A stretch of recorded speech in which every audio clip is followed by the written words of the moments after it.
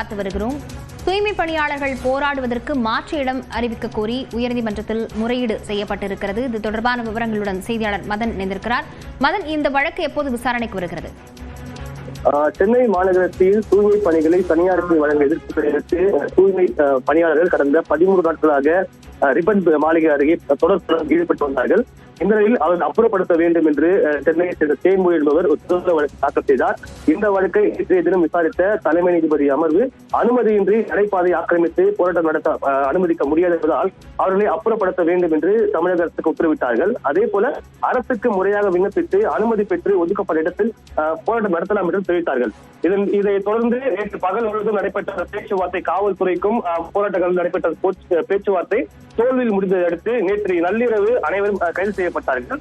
இந்த நிலையில் இன்று காலை நீதிபதிகள் MS ரமேஷ் மற்றும் தலைமையிலான அமர்வில் இன்று வழக்கறிஞர் கிருஷ்ணகுமார் முறையிட்டார். அதாவது நேற்றைய தினம் கைது செய்யப்பட்ட போது இதற்கு ஆதரவு தெரிவித்த வழக்கறிஞர் கூட அழைத்து துன்புறுத்தப்பட்டு கைது செய்யப்பட்டார்கள். அது மட்டுமில்லாமல் குறிப்பாக இந்த போராட்டத்தை வழிநடத்திய வழக்கறிஞர் பாரதி உள்ளிட்ட 20 வழக்கறிஞர்கள் இங்கே வைக்கப்பட்டார் என்பது குறித்து காவல்துறை எந்த ஒரு தகவல் தெரிவிக்க மறுக்கிறார்கள். அது மட்டுமில்லாமல் பலருக்கு மிக பலத்த காயம் ஏற்பட்டுள்ளது. எனவே அவர்கள் நேரில் ஆஜர்படுத்த வேண்டும் என்ற ஒரு முறையீடு செய்யப்பட்டது.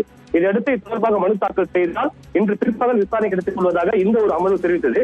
அதே போல தலைமை நீதிபதி அமர்விலும் முறையிட்டார்கள். அதாவது தற்போது நீதிமன்ற உத்தரவுப்படி அனைவரும் அந்த இடத்திலிருந்து அப்புறப்படுத்தப்பட்டு விட்டார்கள். எனவே அவர்களுக்கு இந்த போராட்டம் தொடர்ச்சியாக நடத்துவதற்கு மாற்று இடம் ஒதுக்க வேண்டும், அதுக்கு உத்தரவு பிறப்பிக்க வேண்டும் என்று முறையிடப்பட்டது.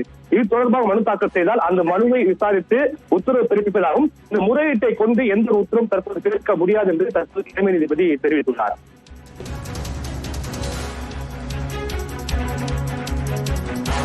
விவரங்களுக்கு நன்றி மதன்.